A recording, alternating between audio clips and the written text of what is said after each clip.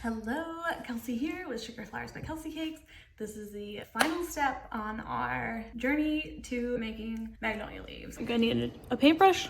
This is my green paintbrush. Here's some of the colors I use. Brown, rose leaf, sunflower, holly. This color, Chef Rubber, this is a good brand. Love the Fond Dust ones. I can't just use one. The brands I use are Sugar Art, Chef Rubber, Fond Dust, Albert Ooster. This is a paint that I've made in the past. It's just all of these powders mixed together with alcohol, like a grain alcohol. Little bit of confectionery glaze. So alcohol, I did not realize I was almost out of it. And I like it really thick like this because like a acrylic paint or something instead of a watercolor. So you can see that color is a lot more intense than this color. So this is why we paint it. And it really is just a trial and error to get the color right. I'm gonna do the backs of them brown, like a real magnolia leaf. Normally when I make these for my shop, I just make them green on both sides. It's faster to make and I can offer them at a lower price point. But for this tutorial, I might as well show you how to do it the real way. This mix of colors is browns and yellows and oranges. I think the addition of orange is really important. So when you're painting the back of it, you gotta be really careful not to get the front of it with brown. A little bit's okay, but just try not to do that. As you can tell, it's hard to put the brown over the green like that. Let me show you an example. So here's a finished one, and the back of it's also green. And then here's the brown one. This is the look we're going for. It's just faster for me to paint each leaf individually and then you can put them together. We're gonna do both. This one's Tiger Lily from the Sugar Art.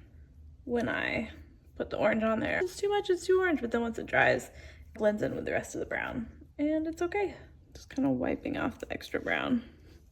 You probably don't have to be as picky about this as I am, but I'm real picky about this. This is what I'm basing it off of, and this is a lot lighter than that. To be honest, I cannot 100% remember before I bought the buttercup.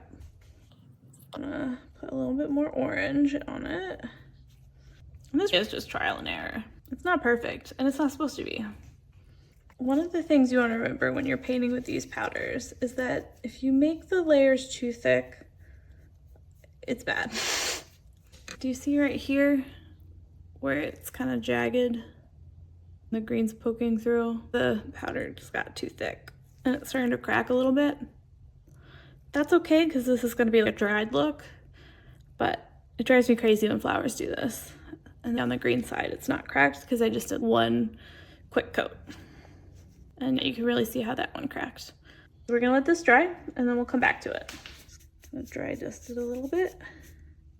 The next step is to glaze them. I'm gonna use the spray glaze, if green on both sides, or the ones that are brown on both sides. I'll dip it into this and I'll dilute it with this. Don't do that when it's two different colors because I have different buckets of glaze depending on what color I'm using. So I have a green bucket and then I have a brownish, peachy colored bucket, and a red bucket, red/pink, and then a bluish, purplish bucket, and one that I only use for yellow. Here is an example of the green. The glaze has become very green. When you use the spray, you gotta shake it first.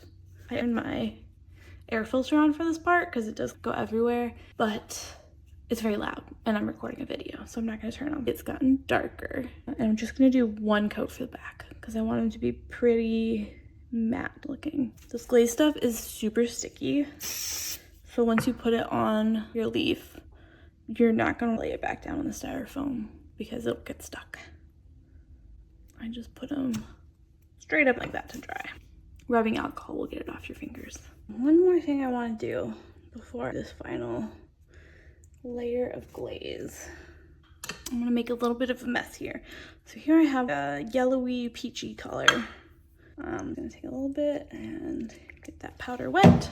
I'm gonna be honest with this part here that I'm about to do, I do not overthink it because when I overthink it, it looks terrible. But when I don't overthink it, it looks fine. I'm gonna stir this up a little bit and then I'm gonna like flick it like this, but with the It's got kind of a mottled look to it. Just makes it look more real. Kind of flick it on there, and that's it. This one you can see I got on the front, nature. That's how they look. I'm gonna clean off my messy table. Okay, my last step here, I'm gonna glaze the green side again. You don't want the glaze to be too thick because then it'll drip and it looks weird. I have a roll of brown floral tape. Activate the sticky stuff and then wrap the stem onto the wire. And I use a full width here because the Magnolia stems are pretty sturdy. All right, and there you go. This is our Magnolia leaf. We're gonna let this dry and put it on a cake. It's gonna be great. Okay. I'm Kelsie from Sugar Flowers by Kelsie Cakes, and that's how I make Magnolia leaves. Thanks for watching. Bye.